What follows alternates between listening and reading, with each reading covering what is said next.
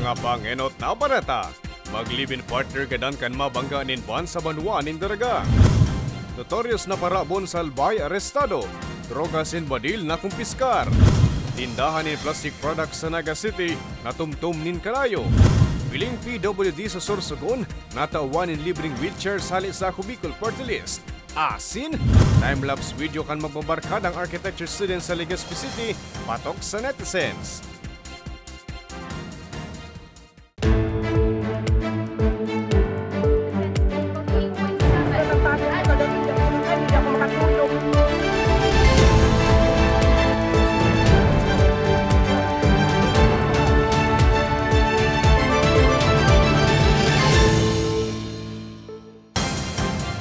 Maray na hapon, Martes, Abril 23, taong 2024. Uni na ang mga istoryang Tatak Bicol. Panadaugma ng mga istoryang ini sa 88.7 Radyo Ragon Catanduanes, as 90.7 Radyo Ragon Legazpi. Sa detalyes, mag-live-in partner. Gadan kan mabangga ning van mantang lunad kang sa indang motorsiklo sa Daraga Albay. May report si Jennifer Pulinar. Daipa maako-ako ni Mark Lunas kan Barangay del Rosario, Kamalig, Albay na sa sarong idlap. Duwang mahal niya sa buhay ang sabay na nawara sa kinaban makalihis na madiskwido sa piglulunada ng motorsiklo. Alas 12:30 kasuod mang maagahon sa Purok 2 Barangay Mayon, Daraga Albay. Sabi ni Mark, naghagad naman nintawad sa pamilya ninda ang driver ka nakabunggong van. Alagad dain niya pada-aaram kung sapat na ang paghagad nintawad kan sospek. Huli kaya kan insidente, mayo na siyang amaasin ang napaugos na sa iyang madrasta. Di ko matanggap, pero kakayan makulog man sa mon para sa mon ta nawara nga ni aning duwa. Salamat sa pagpadaba sa mon. Gabayan mo na lang kaming magkakapatid. Sa CCTV footage na ini, hagup ang nangyaring insidente. Mahihiling pa sa video ang mga biktima na nakalunad sa indang motorsiklo, mantang papabalyo sa crossing sa lugar kan insidente. Hagup man sa video ang padangadang na van asinan mismong pagkakasalpo kaini sa mga biktima. Nabinistong sinda Marcelino Lunas I. Maceda, 60 anyos asin ang backride na live-in partner kaining si Mary Jane Lunas I. Lisay, 48 anyos na parehong residente kan Purok 7, Barangay Maupi, parehong banwaan. Binisto man ang driver kan ba na si Nino Pakuan I. Gabuya. Nasa tamang edad asin residente kan San Andres kat Balogan, Samar. Basado sa investigasyon kan Daraga Municipal Police Station, nagluluwas na naging marikasan padalagan kan van asin da itulos na reparo kan driver kaini ang mga biktima na nagresulta sa insidente. Both po yung involved vehicles, nagdadalagan po sinda sa opposite lane, and then pagdating sa place of incident, nagkasalpukan po sinda. Pusugon po yung impact. Napag-araman man, nagikan Manila pasiring kutang Sorsogon Province Anban, mantang gikan San Ramon Mayon Road, pauli naman kutaan mag-live-in partner. Matinding lugad sa payo asin sa manlain-lain na parte kan hawak, ang tulos man na ikinagadan kan mga biktima. Kailangan po tayong mga biyahero, kailangan po natin palagi po tayong laging drive with cautious po, especially po at night, pag madilim, tapos pag hindi po natin alam hindi natin familiar yung road, kailangan mag-stop talaga tayo, lalo pag intersection, and then wag tayo magdadrive pag nakainom, pag antok. Sa presente, nasa kustudiya na kan Daraga Municipal Police Station ang driver kan van na nahahampang sa kasong reckless imprudence resulting to multiple homicide. Para sa mga baratang Tatak Bicol, Jennifer Pulinar.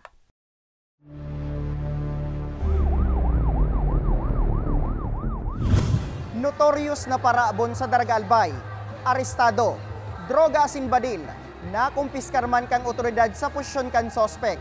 May report si Regine Bue.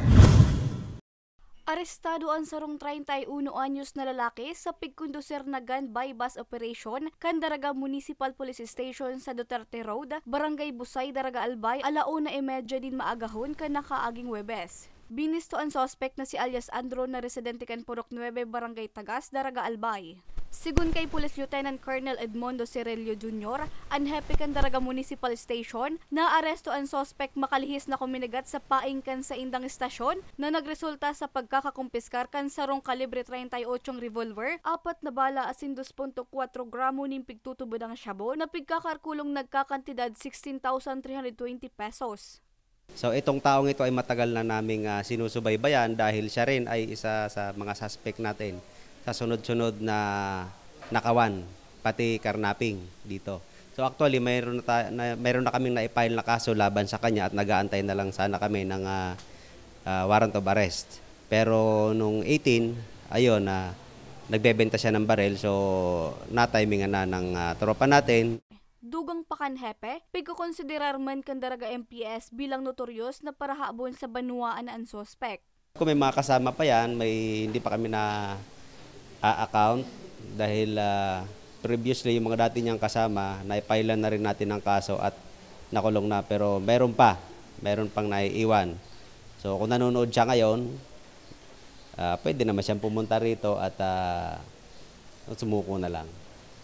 Sa presente, nasa kustodiya pa kan Daraga MPS ang suspect na naatubang sa kasong pagbalgar sa Section 32 kan Republic Act 10591 o Comprehensive Firearms and Ammunition Regulation Act asin Section 11 kan Republic Act 9165 o Comprehensive Dangerous Drugs Act of 2002. Para sa mga baretang tatak Bicol, Regine Boy. 5 PWD sa Bulan, Sorsogon, natawan ng libreng wheelchair kan Ako Bicol Party List. May report si Jennifer Pulinar. Labi ng gadan kaugmahan ni Nanay Imelda de la Cruz kan Barangay Lahug, Bulan, Sorsogon, hulit na may magagamit ng wheelchair ang 6 anyos niyang aki na si Holmar Christian na may cerebral palsy. Sabi niya, dakulang katabangan ini sa inda lalo patakapos man sinda sa budget. Laking bagay po ito para sa akin, lalo po na nagluluto-luto pa ako para sa paghahanap buhay namin. Malaking bagay sa amin, makakaano na siya. Natawan man in wheelchair kan partido ang 11 anyos na aki ni Nanay Madeline Hipos na si Christian na may cerebral palsy man. Ako pinadanon para sa ako bilang saro na ina, kay maski pa paano, kung may himon man ako sa sulod simbalay, mabibilin ko siya, kay may maingkudan siya na mayad. Maski pa paano, dako na danon sa ako sa Oro-Adlaw na may isa wheelchair na magagamit sa Oro-Adlaw. Sigun kay Ako Bicol Party List Congressman Attorney Jill Bungalon, sa tabang kan mga wheelchair, natatawanin din panibagong paglaom ang mga benepisyaryo kaini. Urog na itong mga pamilya na kapusman sa buhay. Pigpapasalamat niya man ang suportang pigtatao sa inda kan Free Wheelchair Mission asin kan Children International Philippines Incorporated na nagiging dalan nga ni ini ang marealisar. Bako po necessarily nagabos na disability i-wheelchair mo. So kay puan po sinda i-assess, so tamang measurement, so pag set up kang wheelchair. So parte po yan kasi tuya pong pinagigibo. Bako sana po donate lang ng wheelchair. Because sometimes sabi ninda, minsan instead of makarecover ang pasyente or ang sarong PWD na piglalag sa wheelchair, minsan mas lalong nade-deteriorate. Because sala so mga sukol, sala so wheelchair na pinagtao. Asigurasyon kan opisyal na ipapadagos ninda ining inisyatibo ni Congressman Elizaldico. Apwara sa wheelchair natawan man nin diaper, wipes at siniba pang kagamitan ang 5 benepisyaryo. Para sa mga baretang tatak Bicol, Jennifer Pulinar. Tindahan in plastic products sa Naga City, natumtum nin kalayo. Asin time-lapse video kan magbabarkad ang architecture students sa Legazpi City, patok sa netizens. Yan na siniba pang bareta sa pagbabalik ng Ako Bicol Online TV.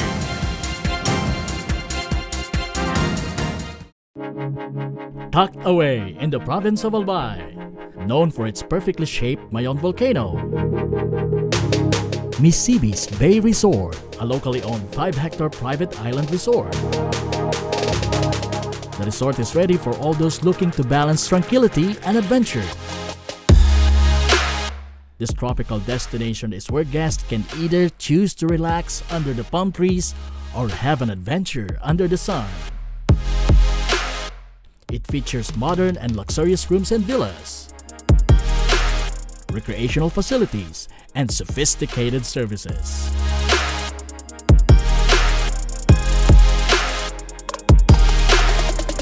Come and experience Misibis Bay Resort. your tropical island getaway.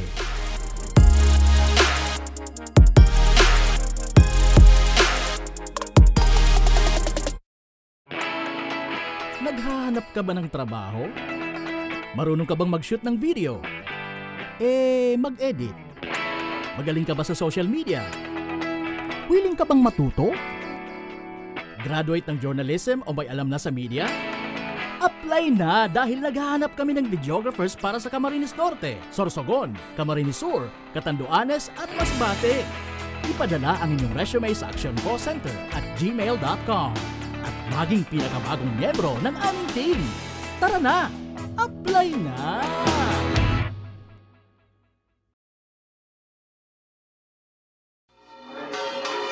Sa tahaw kan pandemya, sa ibong kan mag-usog na bagyo, asin pag-alboruto kan bulkan, nung kanya kitang pinabayaan, sa panahon manin pagtios o kaugmahan, an mapagpadabang manto ni Inang Peña Francia, danay tang namamatean. Siring man, kan sa tuyang sa diring partido sa Kongreso, an Ako Bicol Party List, katabang na kasurug pa.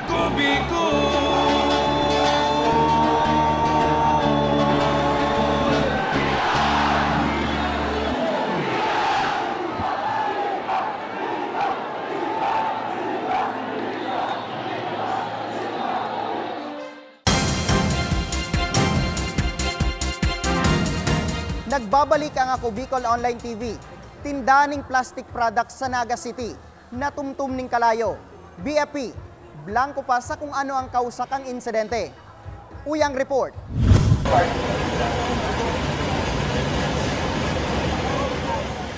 Blanco pas tangunyan ang Naga City Fire Station sa kung ano ang kausa sa pagkakasulukang sarong tindaning plastic products sa Barangay Igualdad, Naga City pasado alas 6 kasubanggi. Alas 6:30 ning banggi kang maipaabot sa BFP ang insidente.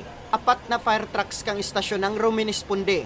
Nagtabang man maging ang pagtaraid na fire stations, as in Chinese volunteers. Sigon kay City Fire Marshal Chief Inspector Alan Consuegra, 12 oras antes na naideklarang fire out ang insidente na uminabot sa primerong alarma.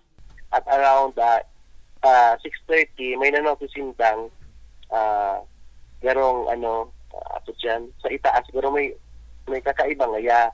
Pero nasabihan daw sila na garong nasusulok na.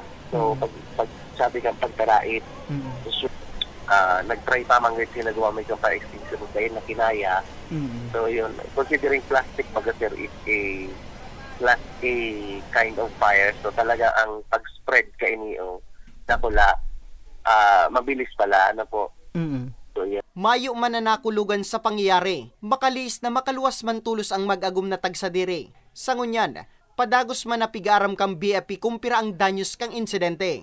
Sa mga kasulo, kung sakali man po na maharali kita kan sa tuyang maharali kita sa tuyang mga arong, i-make sure na po na nakataranggal po ang gabos ng mga appliances na sa tuyang ginagamit. Asin, kumbaga, sawanta din po ning time na makapagpahinga ang tuyang mga aircon, mga electric fans, kasi po, minsan pag sobra po baga ang gamit, nag-overheat din po. So, pero po kitang mag-ingat. Mientras tanto, sigun sa opisina kang BFP, 14 kasulo nang nagbungkara sa nasambit na syudad sa primerong 4 na bulan kang 2024. Electrical short circuit naman ang saro sa pigtutukdong kausa. Para sa mga baretang tatak Bicol, Nomer Corporal. Manlain-lain na aktibidad, pig-upreser kang sarong Nature Center sa Albay para sa selebrasyon kang Earth Day kang nakaaging Sabado. May report si Jennifer Pulinar. Ugma sinda danay Lian San Mabini asin Lian Trinidad na nakaukod sinda maggibunin mga pulseras. Dangan na purbaran panindaan pagpapa-face paint na naging posible dahil sa pag-upreser din man lain-lain na aktibidad kan Miris Garden and Nature Center sa Santo Domingo, Albay. Sa selebrasyon kan Earth Day kan nakaaging Sabado. Salamat nag-ano siya ki arog ka ini tapos para maka-experience man sa mga akin arog. I-continue lang po nila yung ganitong activities or event para po sa next generation, meron pa rin ganitong beauty ng environment na makikita yung mga bata po, ma'am. Parang Apwera sa face painting as in arts and crafts. Nagkaigwaman in garden and forest tour. Gardening 101, open mic as in iba pang eco-friendly activities. Ang grupong Arbor Tree Club haling Legazpi City nakisumaro man sa aktibidad. Bilang grupo na nagbubusol nin mabaskog na kapalibotan, habudaanin da ining mapalagpas. Discovered that Miris Biris will have this special Earth Day celebration, which was also one of our activities, planned activities. So we asked ourselves, why not dito na lang yung Earth Day celebration namin?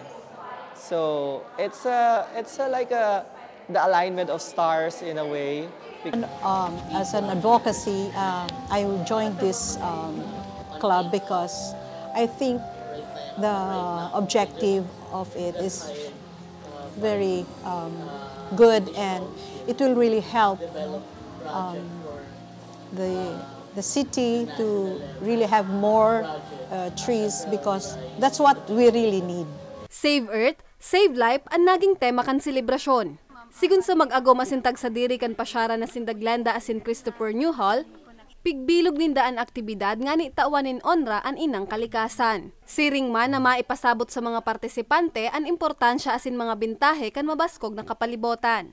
We try to make a space for them, a 3-day camp, so that they can really talk through these issues frankly and do some inspection. You know, they think about their own direction in life, and especially we try to help them to dream bigger. Kasi dito sa aming barangay, there are maraming teenage pregnancy. So we're trying to help them realize na there's more to life than just getting pregnant, having a partner. Taong 2015 kan buksan kan mag-agom na Newhall ang pasyaran, na aktibo sa pagpangataman sa kapalibotan asin sa pagtabang sa mga kapos na residente kan banwaan. Ang sa indong bigagas to para na mag-start digdi sa mo o magkakandigdi sa mo always goes back to the community para sa mga educational activities mi nga ni. Makukuhaan Miris Biris Garden and Nature Center sa Zone 1 Barangay Salvacion, Santo Domingo, Albay. Para sa mga baretang tatak Bicol, Jennifer Pulinar. Bulkan Mayon, naging inspirasyon kang magbabarkadang architecture student sa Albay para sa pagibok ang saindang thesis. Time-lapse video kang grupo, patok sa netizens. May report, si Regine Bue. Ang time-lapse videong inikan magbarkadang architecture students gikan Albay, ang patunay kung gurano sinda kadedekado sa pag-aadal. Puon banggi sundo sa bukang liwayway ang tesis ninda sa indan nanggad na pigtutukan. Aminadong nakaka-worn out, alagad na papara daan sa indang pirot asin kapagalan tuyong nahihiling ang Bulkan Mayon na yaon sana sa indang atubangan. Sa rooftop na inikan harong ni Earl Jess Okaya, perming naaagahan ang 5 magbabarkadang ini na 5th-year architecture students sa Bicol University. Storya kan uploader na si Franklin Tardesilia, hulit ang magayon ang panahon na isipan niya daang magkuan nin time-lapse video na daing niya hunaon na ma-viral. Nung nag-time-lapse po kami, parang katuwaan lang talaga namin yun. Tapos nag-decide kami mag-time-lapse kasi maganda yung weather that time. Tapos, since maganda yung weather, parang alam naman namin na bumungad yung view ni Mayon. Kaya yun po yung parang dahilan talaga kung bakit nag-timelapse kami. Kuha ang video kan Marso 30 sa Central City Subdivision sa Legazpi City. Tuyong alas 9 nin banggi, nagpupuon sinda sa pag-ibo nin tesis na minadurar hasta alas 7 nin aga. Sanay talaga kaming gumawa ng gabi until mag-morning. And para sa akin, naging motivator namin siya kasi in a way na pag may magandang view sa harapan, kahit napapagod na yung mata mo kakababad sa screen, pag tumingin ka lang dun sa magandang view ni Mayon, parang nakakapagpahinga ka na. And dahil dun, mas marami kaming nagagawa, kaya nagiging motivator namin siya. 5 bulan man pigpagalan kan grupuan sa indang individual thesis. Matrayong pong nakapag-defense naman ang 4 sa 5 magbabarkada. Find the best people din. Parang makakatulong din talaga yung mga taong kasama mo kung motivated din sila gumawa, kung sama-sama kayong gumagawa. At the same time, parang nagiging way din sila para tulungan ka, mas ma-motivate ka, mas ma-uplift yung focus and yung motivation sa pag-aaral. Para sa mga baretang tatak Bicol, Regine Boy. Asin yan ang katripunan kan mga istoryang tatak Bicol. Ako si Nomer Corporal. Salamat!